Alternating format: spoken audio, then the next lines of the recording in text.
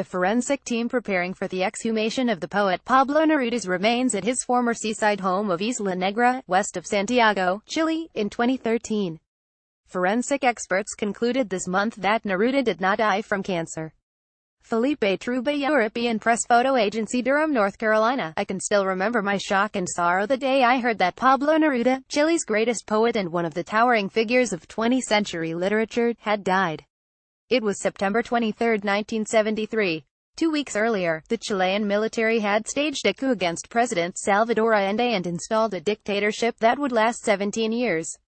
Fearing for my life, like so many intellectuals and supporters of Allende, I was in hiding in a safe house in Santiago when the news reached me that, along with losing our land to fascism, we were losing the major wordsmith of that land when we most needed him.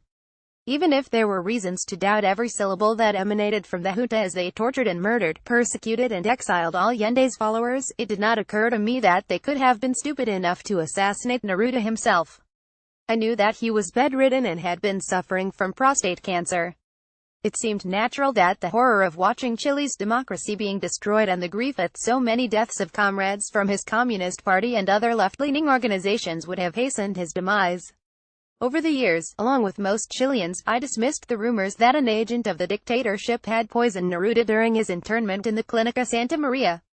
Testimony of friends who were by his side during his last days and hours reinforced that skepticism.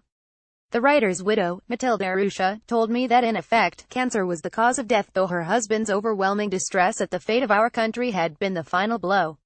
I was wary of wild tales that could not be corroborated and did more harm than good. Faced with numerous real and undeniable atrocities, it was futile to postulate crimes that appeared to have no foundation and could be construed as propaganda. Nevertheless, decades later, denunciations from Neruda's former driver, Manuel Araya, mentioning a lethal injection administered to the poet hours before his death led a Chilean judge to exhume the author's body and seek help from foreign forensic organizations to determine the true cause of death. And now 16 experts have announced that Neruda died of a bacterial infection rather than of cancer, cachexia, as fraudulently stated on his death certificate. Although they offered no evidence of foul play, their research has caused a certain amount of speculation. Contrasting with the inevitable circumspection of the forensic professionals, many Chileans, pundits, politicians, intellectuals joined by one of Neruda's nephews, take it as a given that an execution took place.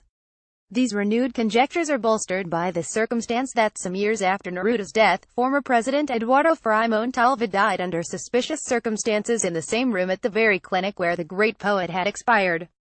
It took many years of investigations, but the Chilean courts ruled that Frei was killed by a group of Secret Service agents. You could see why they murdered him. Frei, after initially supporting the military takeover, had become the valiant leader of the opposition to Gen. Augusto Pinochet. Eliminating him was a way of getting rid of a figure who could rally and unify those who wanted democracy restored. A similar motive was behind the assassination in Washington of Orlando Letelier, the popular and charismatic Minister of Foreign Affairs in Allende's government. But murdering Neruda still seems to make little sense. Why would Pinochet's minions risk killing a poet who was already dying, a Nobel Prize winner revered by Chileans of all stripes and allegiances? Wasn't he's sick and weak, about to go into exile in Mexico, where he would have soon wasted away anyway. Whatever the truth about his death, its effect was stunning. Neruda's funeral on September 26, 1973, became the first act of public defiance against Chile's new rulers. Braving the soldiers in the streets and the fear in their hearts, thousands of patriots accompanied Neruda's coffin to the Cementerio General, saying goodbye to the poet who had told their story and the story of Latin America in search of liberation. How could they fail to accompany on its final journey the body of the poet who had celebrated the human body in all its sensual desires and deepest despair? Funeral to Pablo Neruda 1973. MP4 video by Manuel Ubaldi. These were the people who had learned from his verses how to shape their dreams and dream their love, and forlorn and enraged, they chanted that their bard was alive inside them. They promised that Allende, our dead president, would not be forgotten. They vowed that Chile would not succumb to tyranny. The significance of the event did not lie only in the symbolism of so many men and women and even children endangering themselves to express their need for liberty. That funeral was also a blueprint for how the resistance would eventually defeat Pinochet in the arduous years to come by taking over every tiny and large space available, by pushing back the limits of what was permissible, by stating, in the face of bayonets and bullets, that silence would not prevail. In his most famous lines from Canto General, Neruda spoke to the anonymous dead of Latin America, writing, "Suba nacer conmigo, hermano," asking those forgotten and desecrated by history to be born again.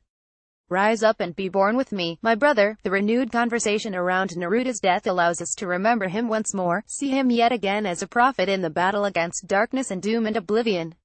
Just as yesterday when he was alive, our Pablo now continues, from beyond death, to send humanity a message of hope, encouraging the struggle for justice and freedom in our dire times. It may take a long time, but the crimes of the past will not be suppressed. It may take a long time, Neruda's memory is telling us, but there will, finally, be a reckoning. It may take a long time, Neruda's poetry is telling us, but the victims of history will surely find a way to be born again.